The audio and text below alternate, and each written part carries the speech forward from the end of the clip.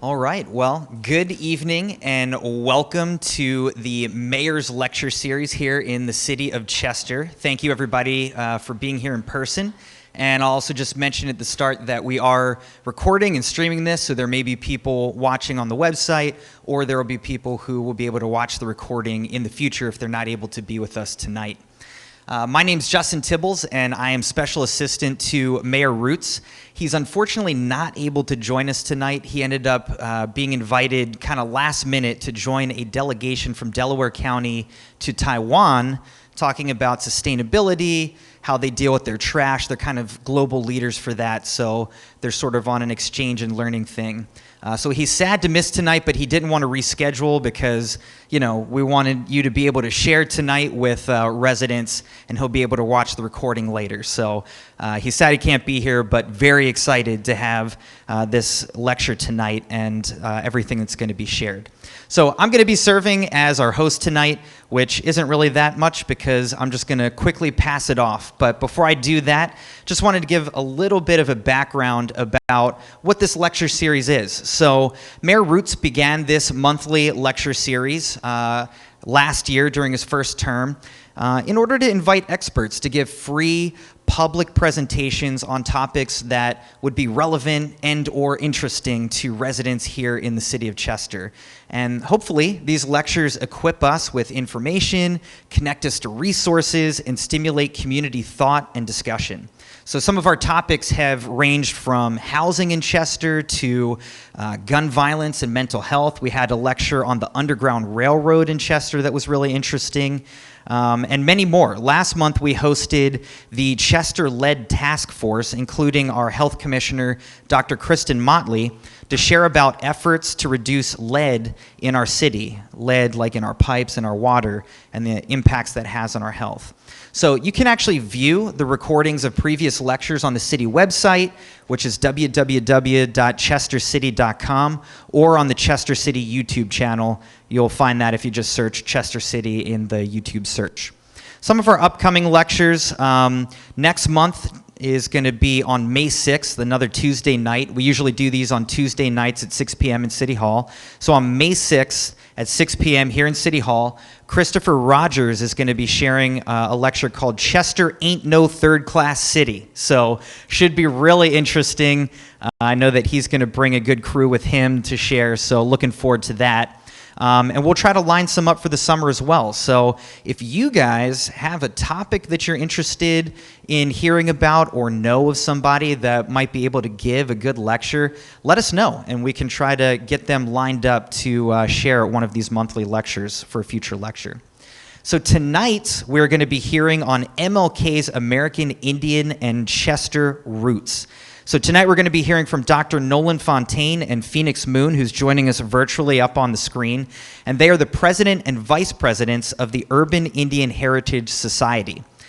They'll tell us more, I'm sure, but the Urban Indian Heritage Society is an organization that was originally founded to research, document, and preserve the history and culture of misclassified, disenfranchised American Indian lineal descendants who were victims of genocide while being excluded from federally protected activities. The Urban Indian Heritage Society also advocates for civic engagement, both civil and human rights, and the curation, preservation, and maintenance of ancestral lands, as well as the appropriate renaming of historical sites. Though Chester is Pennsylvania's first and oldest city, this land was inhabited long before European settlers arrived on these shores. So our history of Chester runs much deeper than we probably even normally think about. So very excited to hear from Dr. Fontaine and Phoenix Moon tonight. Before I invite them up, just a quick personal anecdote is that my wife is a global public health researcher, and she had been working in a lot of French-speaking West African countries, but with all of the shifts that have been happening in the public health sphere recently, she shifted to a new organization that is doing public health research for indigenous peoples. So she recently visited a Navajo reservation in Arizona to help set up some Native Americans there to do some research in their community. And she's going to be visiting some places in Canada over the summer to help with some research projects with their native peoples. So she's not here tonight because she's home with the kids, but I'm very excited to go home and share with her everything that I learned tonight that's relevant to her research and all the things that she's learning. So lastly, I wanted to say that there's going to be an opportunity at the end of the lecture to ask questions and have some discussion amongst us. So, as we're going through, copy down the questions or thoughts that you have, and we'll have a time to share those. And when we do, I'll try to pass around the mic just so that everyone can hear and so that we're able to record the questions and discussion that happens. So without further ado, please join me in welcoming Dr. Fontaine and Phoenix Moon of the Urban Indian Heritage Society.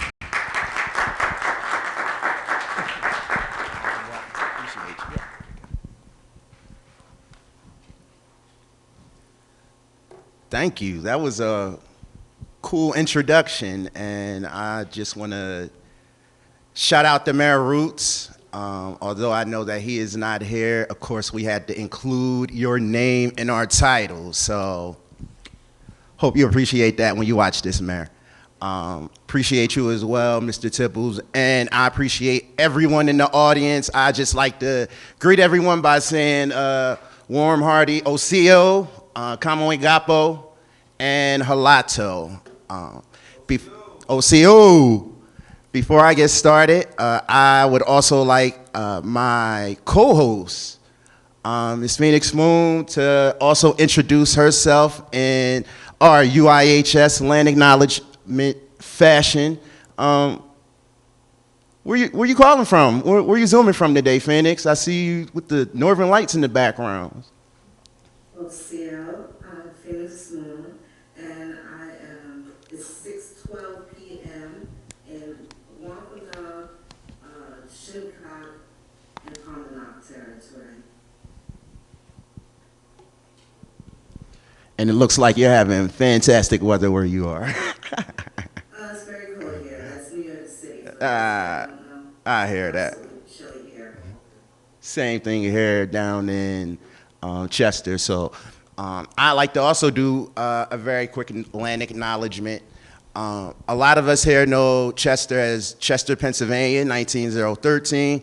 I'd like to make a quick land acknowledgement of the land of Sachems Sekane Ikwakwankwan, the Indian King Katatmis, and most notably the Paramount Chief, Saint Tammany, also known as Chief Tammany, on the land of Lenape-Hockin and Okie-Hockin. A lot of times we hear a lot of Chester history, right? About 1682 and William Penn and, them purchasing, getting this land in terms of providence for the Quakers. And a lot of those histories and everything. And not a lot of times do we even hear the names of those chiefs, of those sachem, of those Indian kings, of those Indian chiefstess. So I just wanted to take a moment to acknowledge them and also acknowledge the land of the Okie-Hockin and the Lenape-Hockin. I think we can go ahead and get started, Phoenix.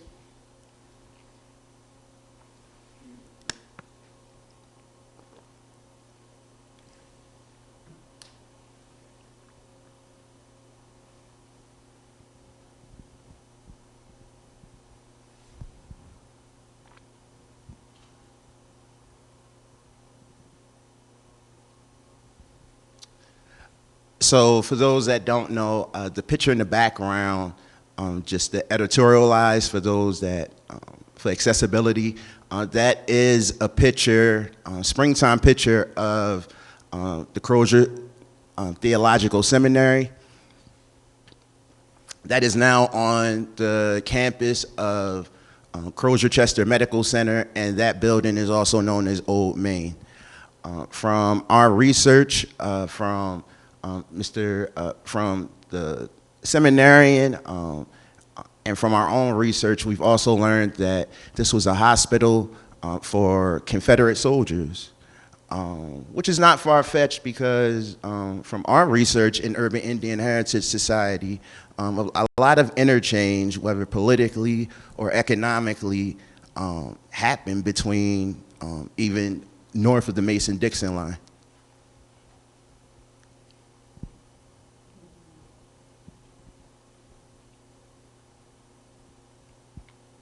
This is before the marches and before the Nobel Prize. Martin Luther King, then known as Michael King. Still a little uncertainty as to when he changed his name, but he was born Michael King. He found his crucible of transformation in an unlikely place, which was Chester, Pennsylvania. The historical aspect of him actually being there from a young teenager to being 21 years old and becoming an adult, the attachment to the political and the religious ties, certainly with the Baptist Church and his father. He was doing very well at Closure. This is prior to him being married. Again, still not certain when exactly he changed his name to Martin Luther King, but he was born Michael.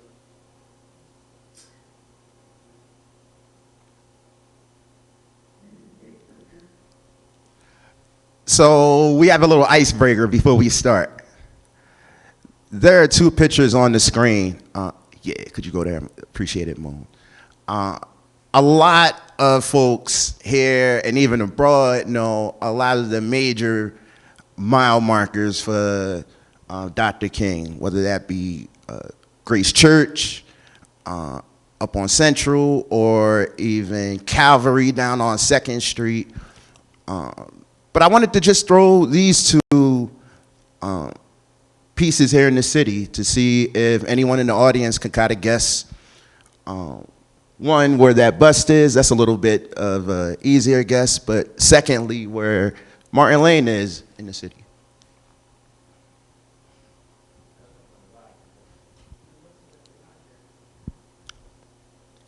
Correct.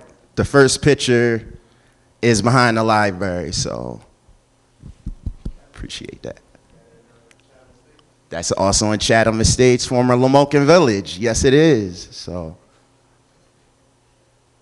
tell him what he's won, Craig. No, I'm joking. We just wanted to throw those pieces of iconography out there because a lot of times in telling the narrative of Dr. King, a lot of times we get the same replicated stories over and over. And we hope that tonight we offer a different perspective, especially the misclassified Indian perspective, because a lot of times that epistemology is not often talked about. We can go to the next slide, Mo. Yes, sir. J. Lewis Crozier.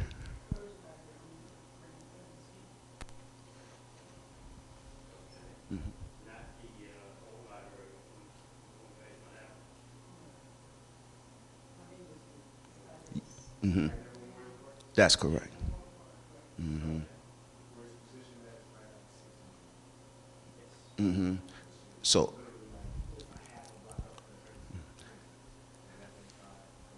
So for those listening right now in 19013 in Chester, if you don't know where the library is, another landmark, if you know where Joe's is, where you get the lumber and the keys made, is right across the street from Joe's on Engle Street.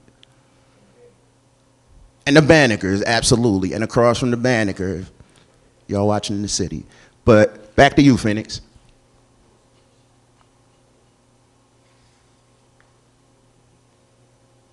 Okay, I think you told me to go to the next slide. Is this where we preface some of those different caveats of Martin Luther King's history that are not widely known or talked about, especially in our area of genealogy? Yes, ma'am.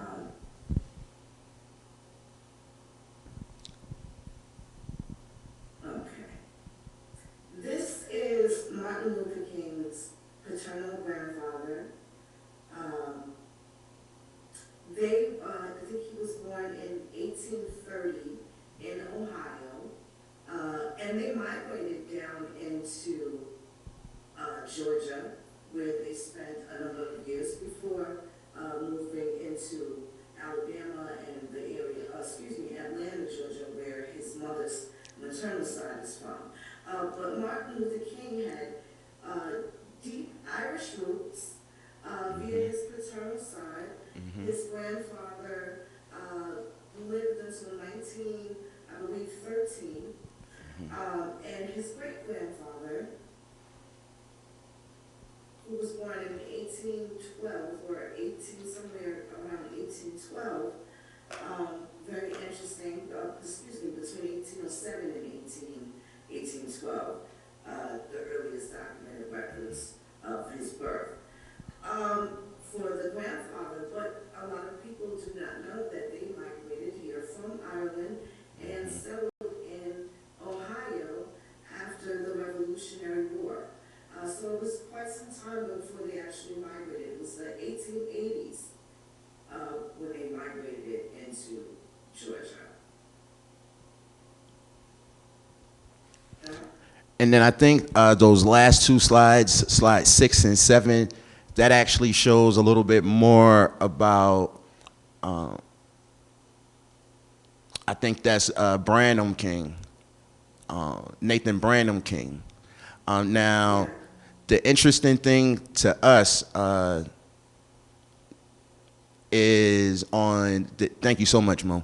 The interesting thing to us is that as genealogists, right, we've seen some of these names before. So Branham, a lot of times, will also variation in, from our research in genealogy, sometimes it will also vary as Brandon, Branham with the H, and sometimes just Branham with no D or no H.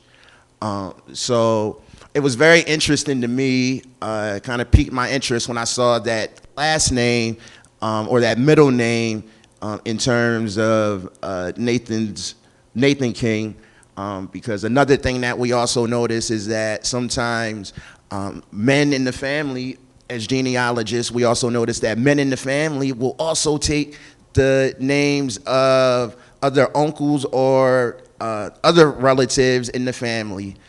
So right now, I think we're just trying to get to the bottom if that's actually his middle name or if that's an actual additional last name. The other thing that really popped out to us is, pretty sure that's Putnam County, Georgia, where they later moved to, really stuck out to me because, and also to Phoenix as we were talking today, because that's also the county where Elijah Poole also originated from, as well as, I believe, Alice Walker. Yes. If those that don't know who Elijah Poole is also known as modern day Elijah Muhammad, and Alice Walker is also known as one of the creators, the author of The Color Purple. So, you know, much like it's a lot of happenings and a lot of stardom that comes out of our city, we also notice the same thing in terms of geolocation and geopolitical kind of like movements doing genealogy.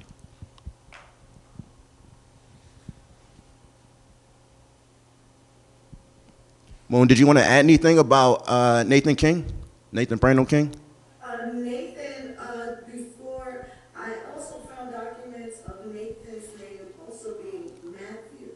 So there will be documents where he could be listed as N.M.B. King. They used a lot of initials oftentimes. His name is also Matthew. And Branham King was actually added somewhere around the 1850s. So there's some interesting details to unlock, and I'm fascinated that we decided to actually do his genealogy. I look forward to getting to as far back as we can with more details.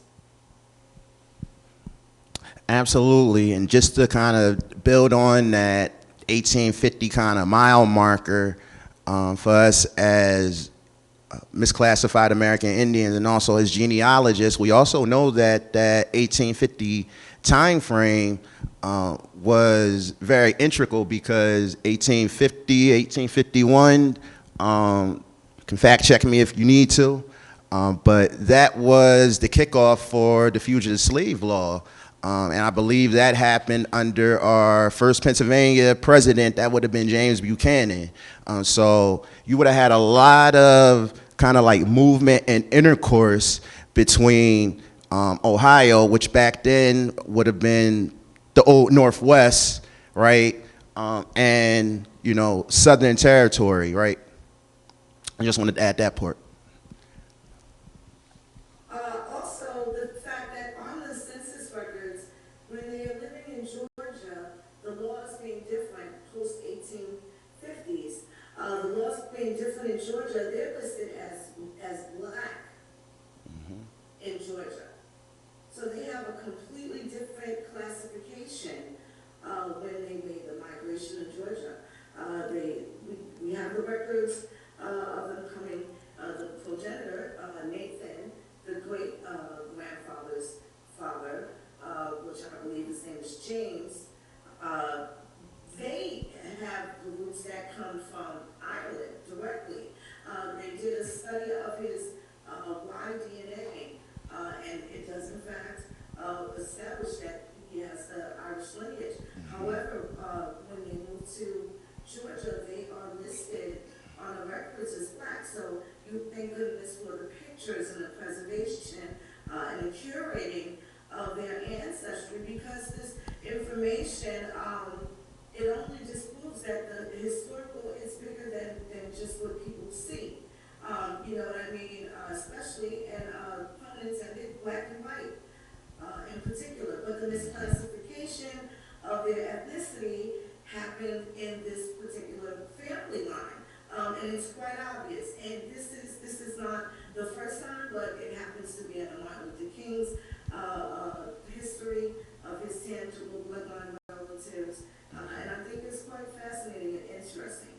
In the 1820s and 30s, when his great-great-grandparents are married, and they're in Ohio, where there's no slavery in Ohio, for them to move into the area post-slavery, and it could even be post-bellum, you know, antebellum with the Civil War, at which time Georgia was not added back into the United States because they had seceded from the Union. So all that history is just really interesting, of how they actually, you know, got to Georgia and Alabama and into the Deep South, and was able to come up and then again to make their way back north over to Chester to cultivate and mold him into the icon that he ultimately was. Just a fascinating history of the lineage of the King family altogether. And even a lot of time, you know, the other thing that kind of stood out to me is that we often seen the opposite happening during that time, right? In terms of the Great Migration, where folks were leaving from down south and coming up north, right? Some folks say they came up for, you know, freedom, and, you know, fleeing from repression. Other folks, you know, said, hey, it was a shift in economics. You know, I got a job with the railroad. I'm a Pullman porter now. So, you know, I thought it was very interesting, instead of them staying up north in Ohio, that they actually moved down to Georgia. So we're, just as genealogists, we're gonna have fun delving a little bit more deeply into that, and hopefully coming back with a little bit more, you know, rich raw data for y'all. One slide I see that we did not touch yet was slide 5. And since we were talking about Pennsylvania and Chester, I did want to bring it back there. And I'll read from here. This is from Penn Today's archive. I'll read it for accessibility. It says, 3 classes at Penn are officially on King's transcript. Parr found, though he may have also taken classes unofficially in academia, we call that auditing a class, with William Fontaine, the university's first tenured black professor. King and Fontaine, a native of Chester, often had lunch together. On Thursday afternoons, on the first floor of Bennett Hall from November 1949 through February 1950, King joined 9 other students in Penn Professor Elizabeth Flowers' first ever seminar, Philosophy and History. In Flowers' typewritten reflections, Parr wrote she remembered that Gandhi found his way into numerous discussions, his 1948 assassination still on the minds of many. Now, that is chocked full of multiple gems that I want to share with y'all. The first one being, of course, the contribution from Parr, who I found very, very enlightening from his book, The Seminarian. But the other thing that's probably a little bit more evident is I did not know until today that my uncle took classes, Dr. King took classes with my uncle, Dr. William Fontaine. The third thing that I will touch on is, as a genealogist and also as a misclassified American Indian, I thought it was very interesting that although they did give him his respect as saying that he was the first tenured, they did label him as a black professor. In other instances, I've also seen him labeled as an African-American professor. And doing our genealogy within our family, of course, that is not the case. We are American Indian on the Fontaine side. And of course, we do have some European admixtures that we also hold near and dear, a little bit of the Irish, just like we just seen with Martin Luther King's family. And, you know, I thought it was just so interesting that, and also very telling because during King's stay here in Chester, not only did he frequent Crozier Theological Seminary, Old Main, right? But he was also down at Calvary Church on 2nd Street. Simultaneously, Uncle Bill and Aunt Bee was also living on 2nd Street, right here in Chester, as well as some of my other Fontaine family. So it's just so interesting to me and very, very phenomenal when the genealogy kind of intersects not only with, you know, epistemology and overall history, but with your own family history. So I just wanted to throw that out there because that was a extreme aha moment that I wasn't even planning for tonight that I decided I would share with everybody here. I also thought that, you know, as a sociologist, just the way how they were between Uncle Bill and Professor Flowers, how they were kind of rooting themselves in philosophy of the now, right, in terms of academia at the time, and looking at Gandhi and his philosophical reflections. It also reminds me simultaneously at that time, the shift, right, coming back to the misclassified American Indian during that time in 1948, where there was a shift in terms of Indian reclassification that happened in the 1940s, like around 1946. Also, you also had, as I'm looking at Gandhi, you also had the shift from Bharat or Harat, the more common name, or Hindustan, being shifted to a more corporate style name, which is now known as India. That also happened around that time of 1948, 1947. The reason why I say that is because over the past decades, misclassified American Indians like myself and like Uncle Bill have went through a variation of classifications and reclassifications, whether that be mulatto, colored, Negro, black, Afro-American, African-American, now the term BIPOC is kind of being originated and everything.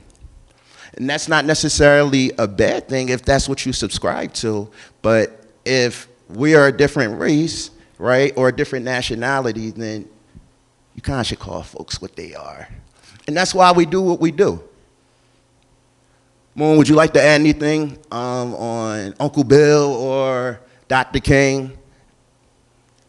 I thought that was just delightful, but that was just such a great connection, as you know, we were talking today, and for this to be a revelation, it meant something to me.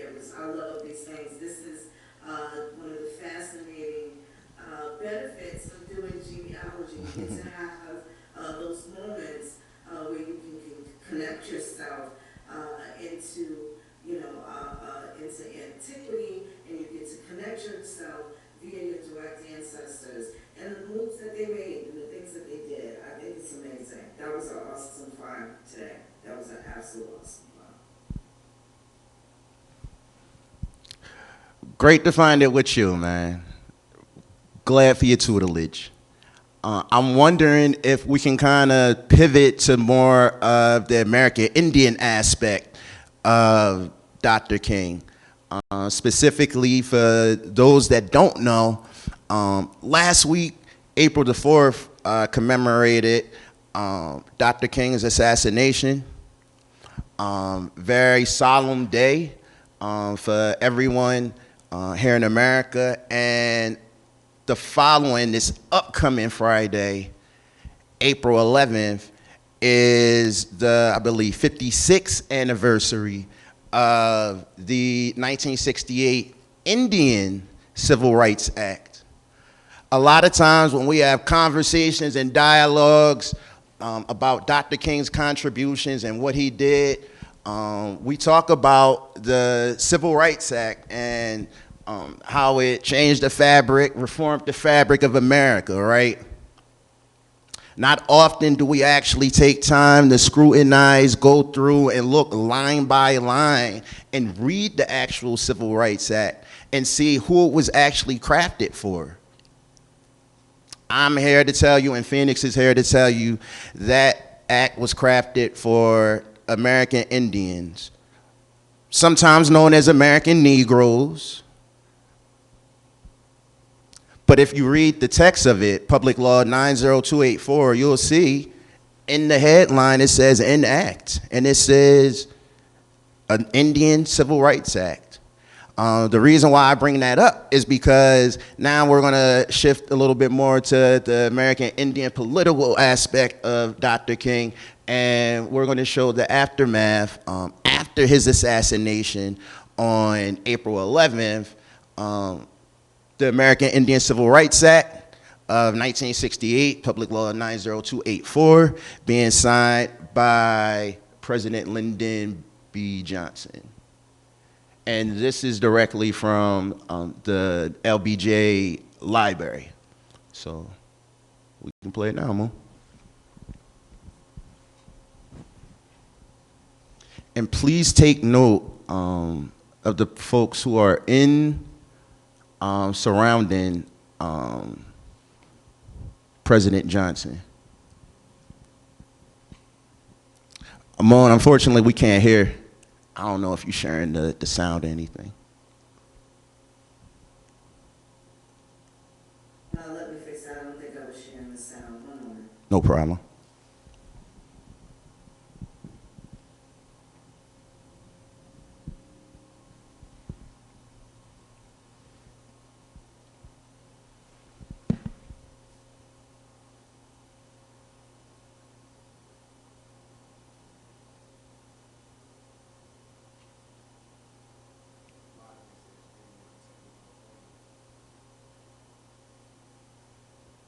Are you able to hear it? No, ma'am. You said that. Okay.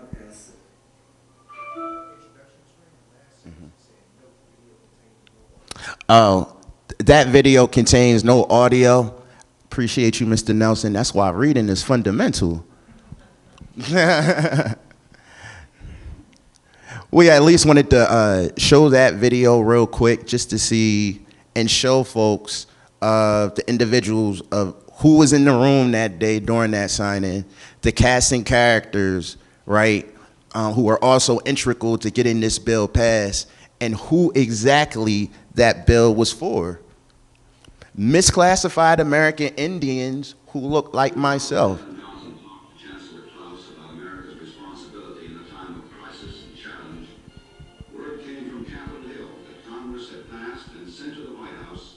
The Civil Rights Act of 1968.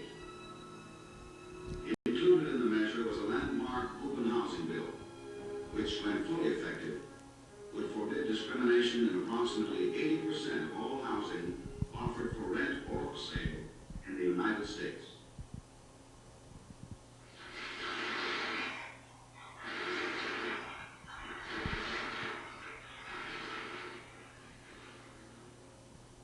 I do not exaggerate when I say that the proudest moments of my presidency have been times such as this, when I have signed into law the promises of a century.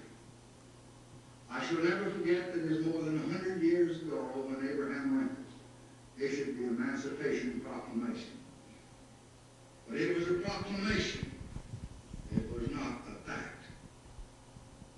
And in the Civil Rights Act of 1964, we affirmed through law that men equal under God are also equal when they seek a job, when they go to get a meal in a restaurant, or when they seek lodging for the night in any state in the Union. And now the Negro families no longer suffer the humiliation of being turned away because of their race. The Civil Rights Act of 1965, we affirmed through law for every citizen in this land the most basic right of democracy, the right of a citizen to vote in an election in his country. In the 5 states where the act had its greater impact, Negro voter registration has already more than doubled. Now with this bill, the voice of justice speaks again. It proclaims that fair housing for all human beings who live in this country is now a part of the American way of life. We all know that the roots of injustice run deep. But violence cannot redress a solitary wrong or remedy a single unfairness. And we just must put our shoulders together and put a stop to both. The time is here. Action must be now.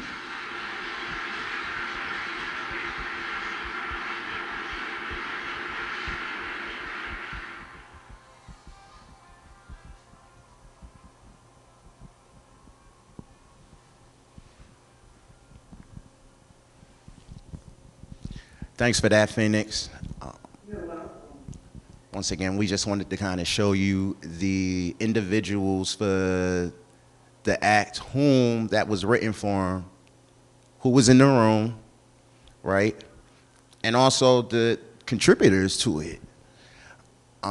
One of the things, and as I think we'll shift the question and answer, Phoenix, I'm wondering if we can actually pull up the actual law, Public 90284, just so we can, just so we can actually show folks, as LBJ was saying exactly who this was crafted for, the American Negro. You can also see that reflected within the wording in terms of fair housing, in terms of lodging and accommodations, in terms of restaurant accessibility, access to federal jobs, things of that nature. You can also see that reflected in the actual bill. The only difference is they refer to us as American Indians. So as Phoenix is pulling that up, at this time, I think this would be a great time to entertain any questions, clarifications, concerns, criticisms, or suggestions you may have for us.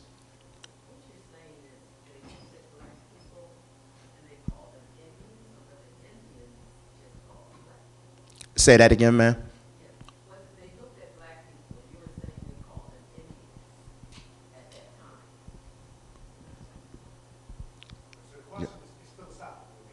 Yes.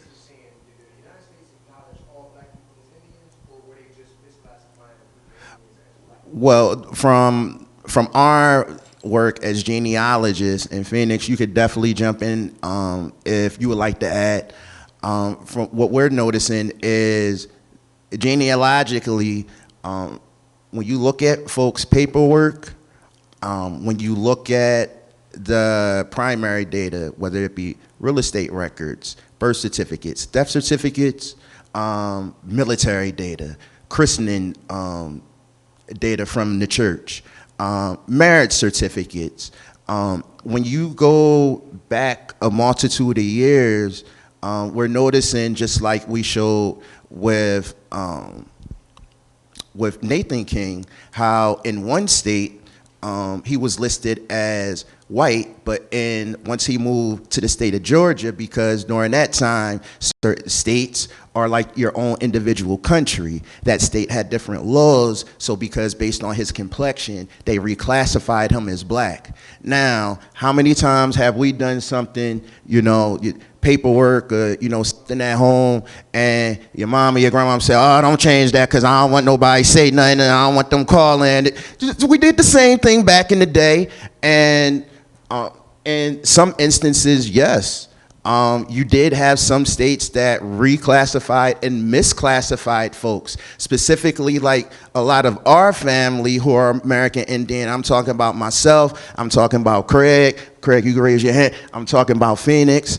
We have ancestral ties back to Virginia, and unfortunately, when I think of folks like Walter Plecker, who ran Vital Statistics, there were laws in certain states, even if you were Indian, they made Vital Statistics, or they made hospitals and certain state institutions, right, reclassify folks as black or Negro or colored.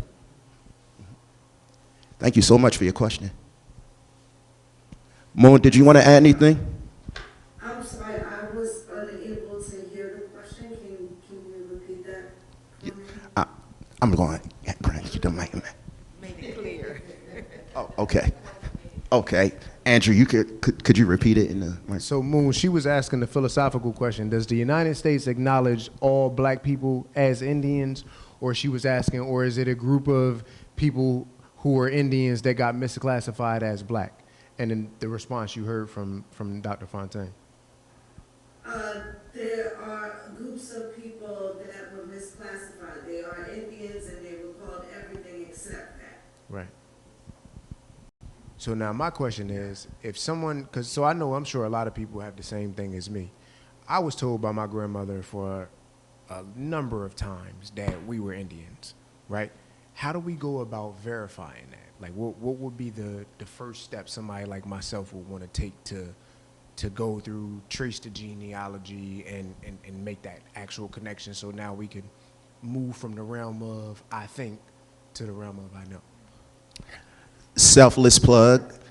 Urban Indian Heritage Society recently has moved to Pennsylvania, so we offer all types of genealogical and family forensic ethnicity audit services to assist folks like that. Wink, wink. But to your question, that's why the genealogy is important, so that we can substantiate those claims, right?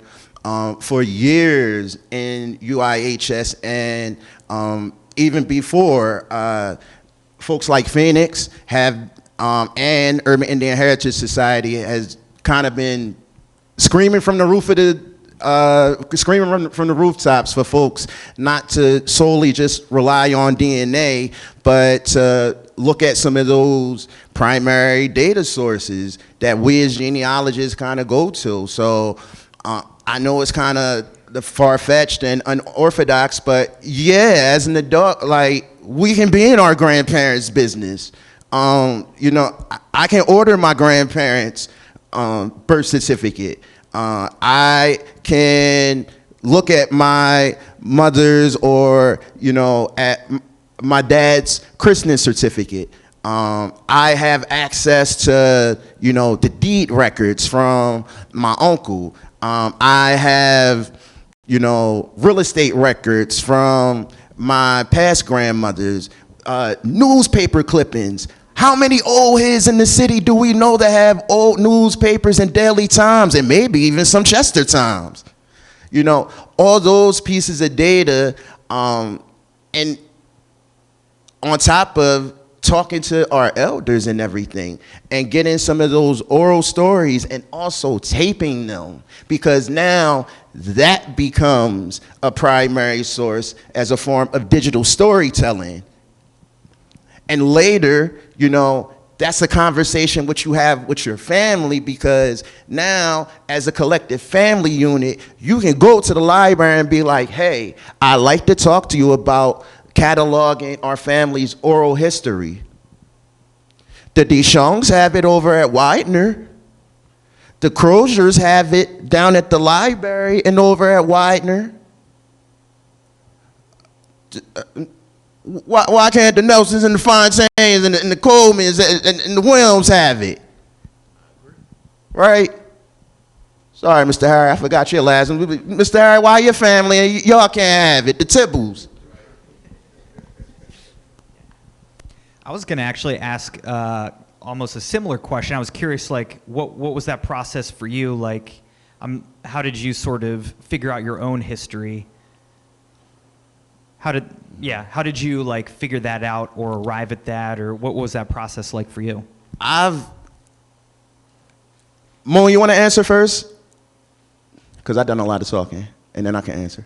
Well, myself, I always sat at the elders' feet. My grandmother, I would always ask these nonstop questions. Who was your grandmother? Did you know your grandmother's mother? And, you know, when did you go to school? What was your favorite color? I just asked so many questions. So I was always fascinated historically.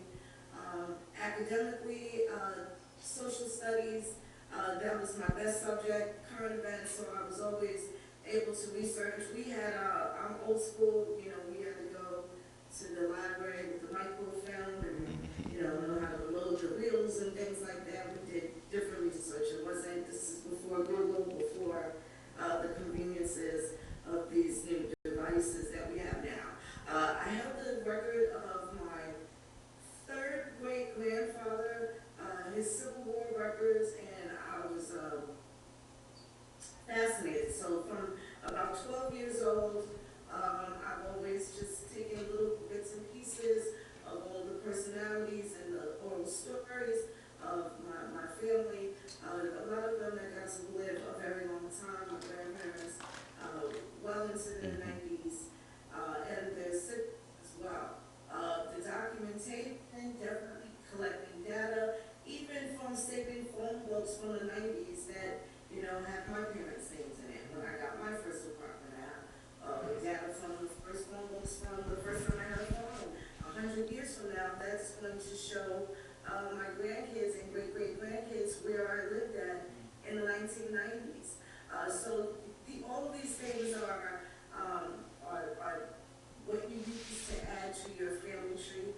To be honest with you, I've been doing this almost 40 years personally for myself. Like, I started out at 12, I just turned 51 last Wednesday. So for a great number of years, I've been into genealogy and putting family trees together. But I will say this, you will never outlive your tree. So it has to be passed down. So what we do now is go back over all of the things that our ancestors said, and what their memories are,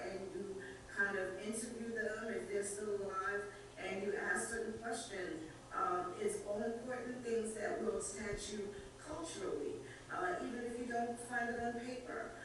So again, things, and it doesn't necessarily have to be just census records. Again, they have high school yearbooks.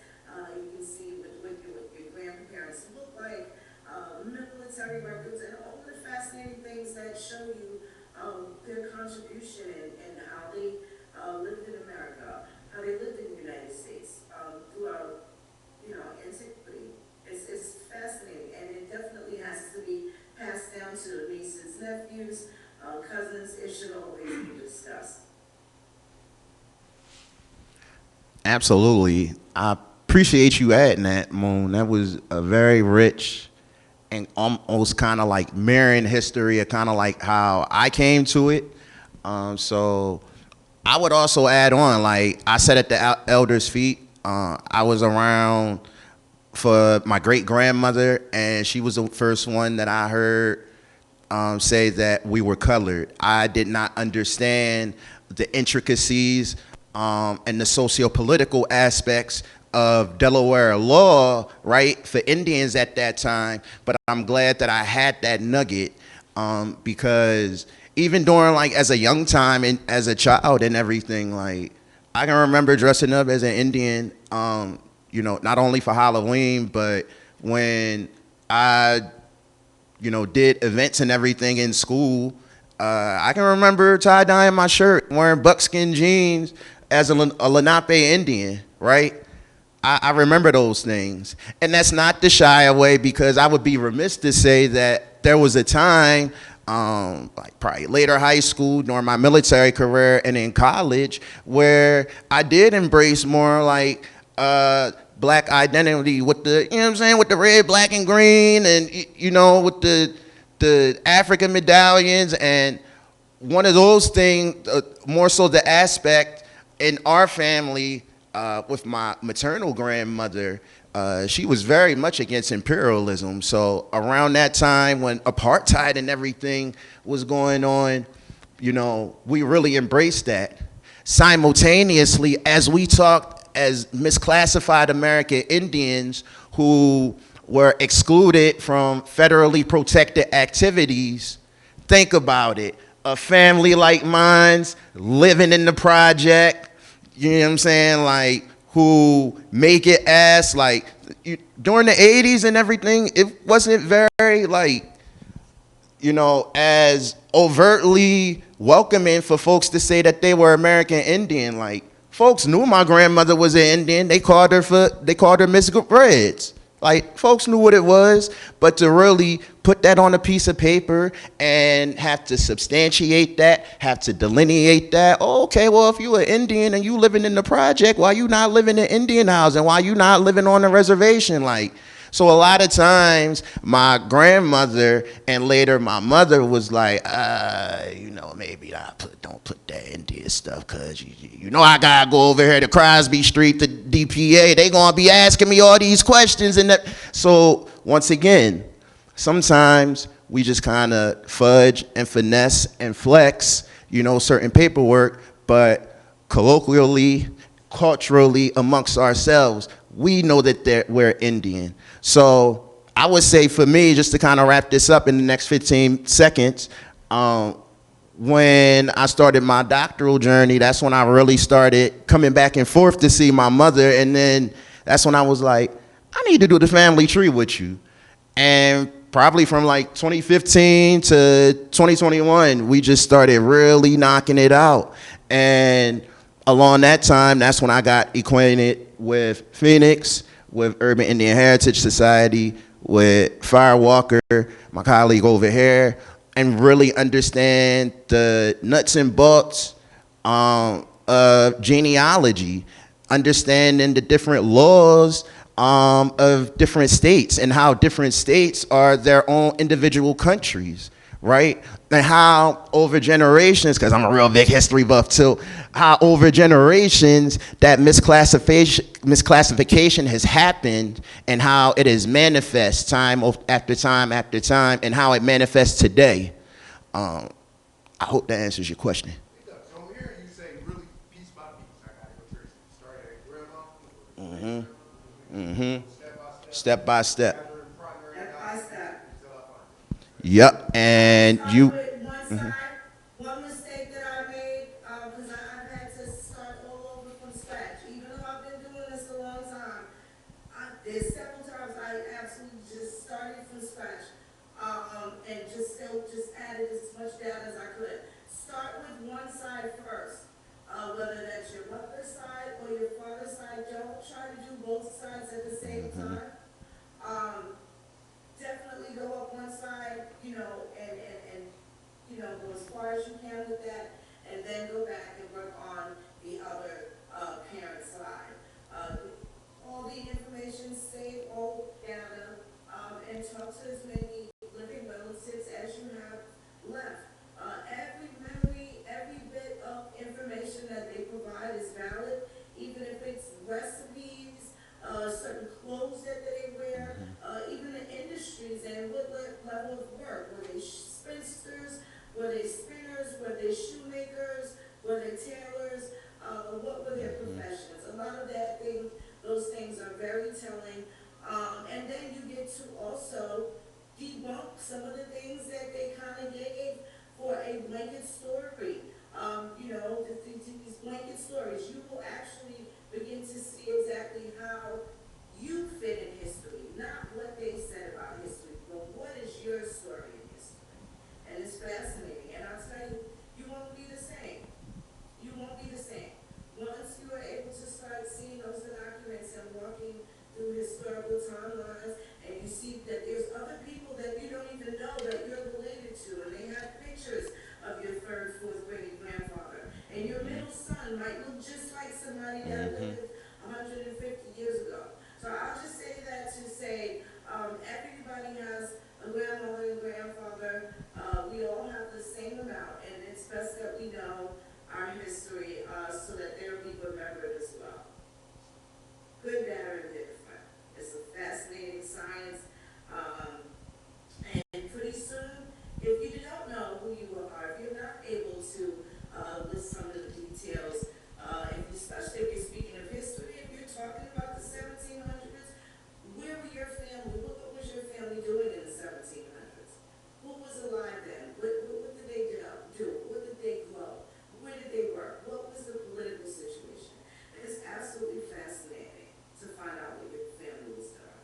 I wish you the best on your journey. We're certainly here available to help get you started on your journey as well. And we like to work with families so we can show families how to pull their information together. And then you guys can go off on your own thing and discuss how you're going to maintain it going forward. A lot of people don't know. You're giving the property in perpetuity that's supposed to be there for your family.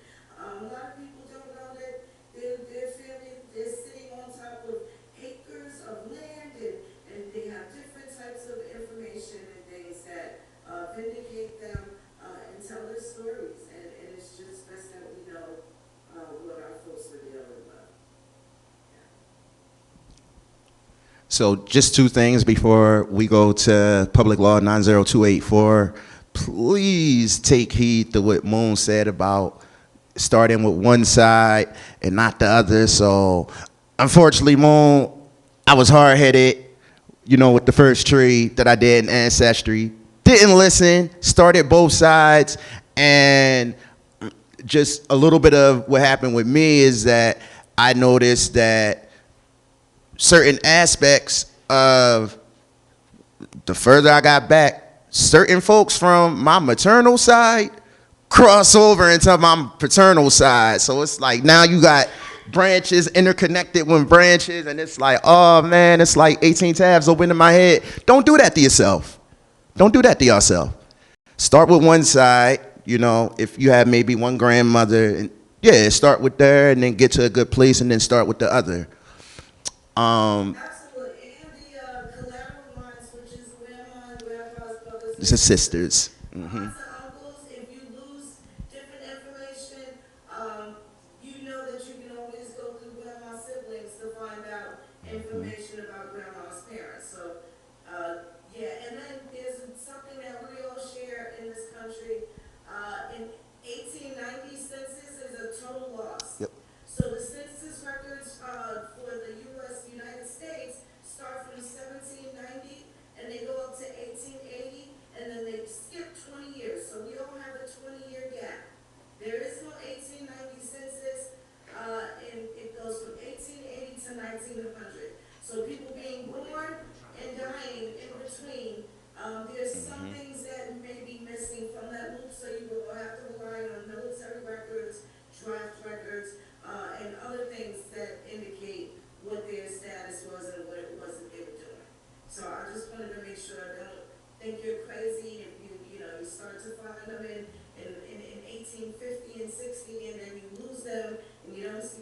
1890, but they didn't die until 1910. Everybody has missed the 1890 census. It burned back in 1920.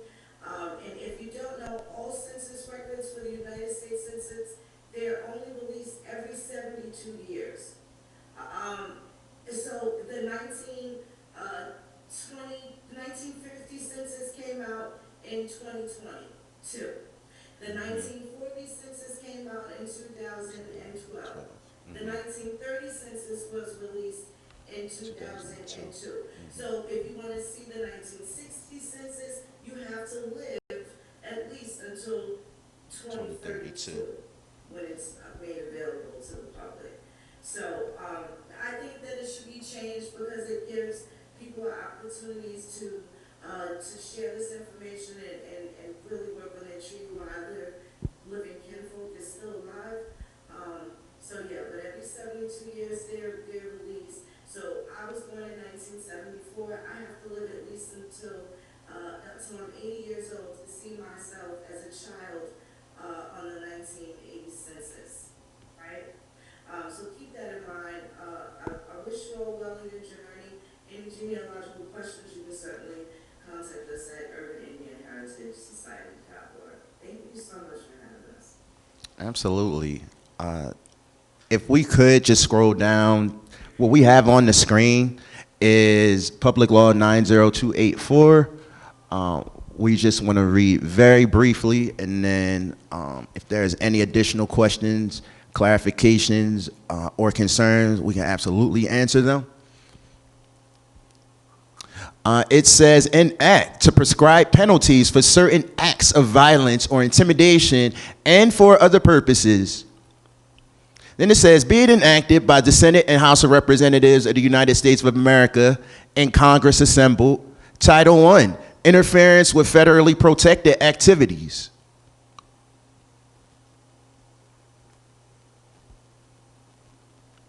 That's Title I, Section 245.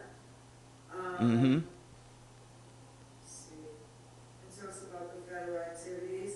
And this subchapter 102 talks about the riots. After Martin Luther King died, there was a number of riots within that period from the 60s, 64, from voter registration and all the way up leading up until King's death. There were riots in Chicago, LA, New York, you name it, all over the place. And this is where it came to an end nationally, and they talked about what would happen when you get your car and you go interstate and engage in these type of activities. And then it goes down to talk about Title II, which is Rights of Indians.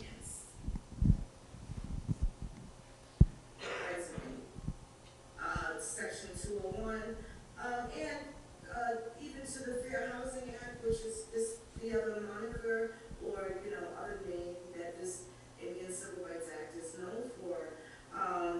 Title 42 still goes back to Indian civil rights, and at this time there are not Native Americans. They had all been detribalized in the 1940s, denationalized in the 1940s. With the exception of the first two, I think, become federally recognized, would have been the Mississippi Band of Choctaw. But the 5 civilized tribes, they were not recognized until the 70s during Nixon. That would have been under Nixon, yeah. So this act here was for them to self-identify and also begin to self-govern. And this is the beginning of them re-registering. And again, a lot of history, a lot of things got loud, and this law got quiet. So for a number of years, people were unaware of their federally protected activities. I yield my mic. Thank you very much. Simultaneously, one thing I want to add is if you ever go back and just kind of put what Phoenix in the context, if you ever go back and listen to any of Dr. King's original videos and everything, just really take the time to synthesize and listen how he talks about the American Negro and how we've languished in this land. Specifically, I believe that's from his march on Washington speech from 1963. The American Negro languishes in a corner in exile in his own land. Yeah, in his own land. And really try to use that as kind of like your true north. When reading this, right, when reading Public Law 90284, and just consider the people, some of the people who he looks like might not look like R&I's Cody. They might look like Phoenix.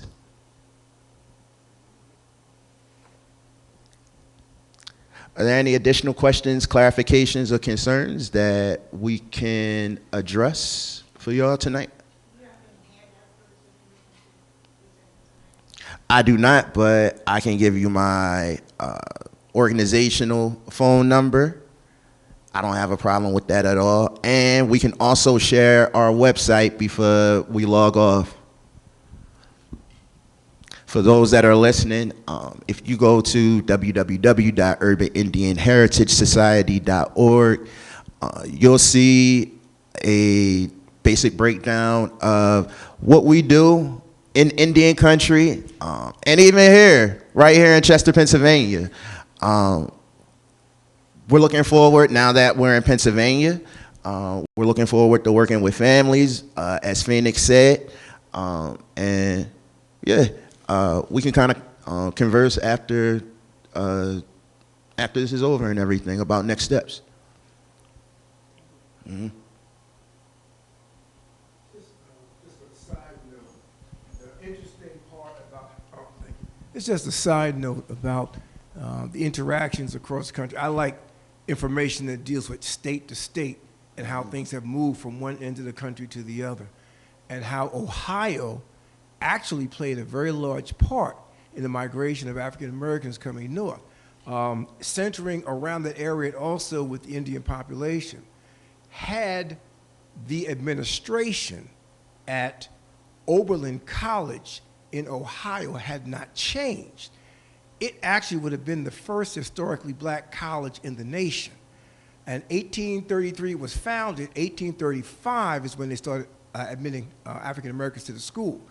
But when that started changing, that whole demographic out there started changing, people started realizing that, you know, we got a little bit too many of color coming in, it started to change. And then you follow the Presbyterian church that came all the way over across through Pennsylvania, landing in this area.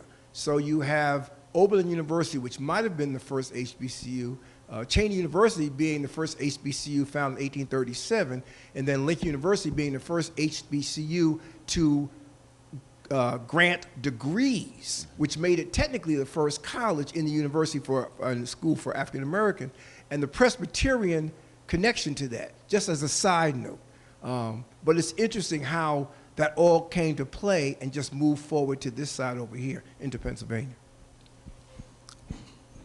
I appreciate that, Brother Barber. I had no idea about that history with Oberlin. A lot of my history in Ohio in terms of HBCUs was a lot around Wilberforce, given my military background and everything. So I have to educate myself on Oberlin, but that definitely segues into the research that we've done as UIHS, Urban Indian Heritage Society, around Indian residential schools.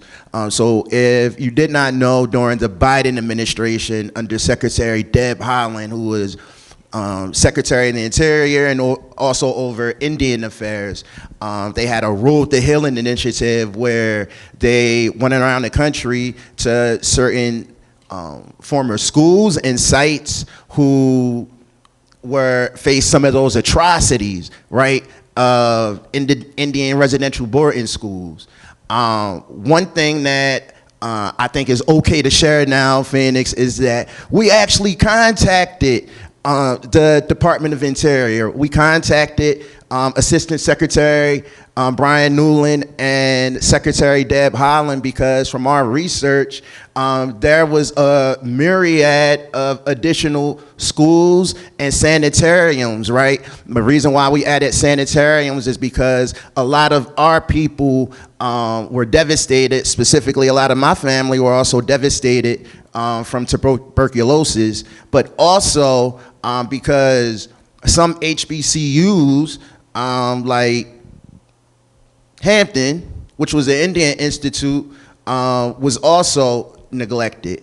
I would also be remiss if within the letter we also asked for Scotland School to be added to the Road to Healing initiative, because that was right down the street from modern day Carlisle Barracks, former Carlisle Indian School. So we wanted to at least have a conversation, right, with the Department of Interior about adding additional, stops on the road to healing. Like, healing is a holistic process. So we thought that they would be interested, and we got an email saying that they do not want to work with us. And this is another instance that constantly happens to us misclassified American Indians, where some people are cool with comforting lives over inconvenient truths. And the history that we have shared with you tonight about the misclassified American Indian is absolutely an inconvenient truth. Thank you so much for coming out. And if you have any questions, like I said, you can contact me, myself, or Phoenix through our website, urbanindianheritagesociety.org, our email, info@urbanindianheritagesociety.org, and our phone number that we just got, 484-326-5757. I'd like to thank Mayor Roots.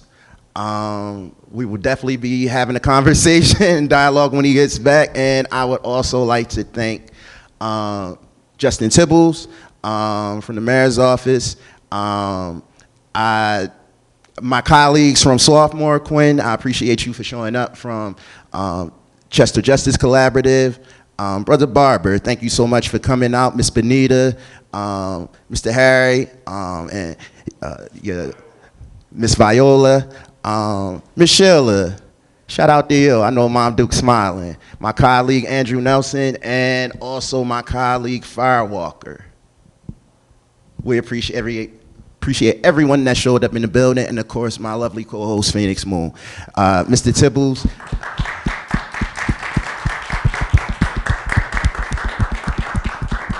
I saw Mr. Tibbles kept trying to like playing double dutch with me, right? I didn't want him to have to give his own outro, so no, thank you so much.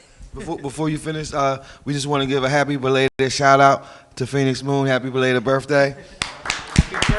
Aries in the house. Firewalker, did you want to do an outro after?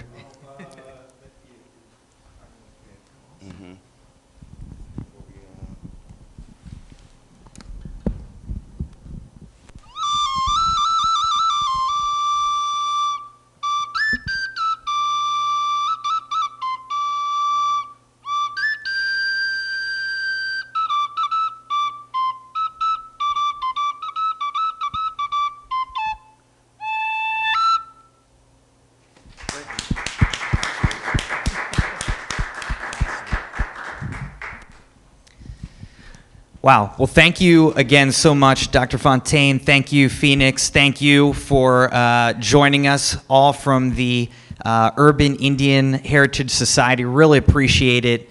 This was such a stimulating conversation. And, personally, I think at the end of it, obviously, I'm a white guy standing up here, but just thinking about, the history of America and how the way that things have played out with different people groups over the centuries in this country has made it that different people groups, especially Indian Americans, Black Americans, don't necessarily know their history and their family history, the lineage that they have, and so there's a lot of loss from that, and what can be regained from learning more about your past and trying to reclaim and recover some of that. So thank you for sharing. I really appreciated being able to hear from you guys today and feel like I learned a lot. So thank you to the members of the public for coming out. I hope that you also enjoyed this. Again, our next mayor's lecture is going to be on Tuesday, May 6th, right here again at 6 p.m. in City Hall. And we're going to be hearing from Christopher Rogers.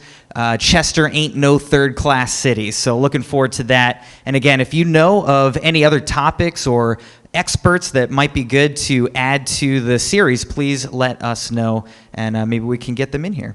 But let's give a final round of applause. Thank you so much. Have a great night. Feel free to hang out a little bit, but we do need to get out of here, around 7:30. So thank you, everybody. Have a good night.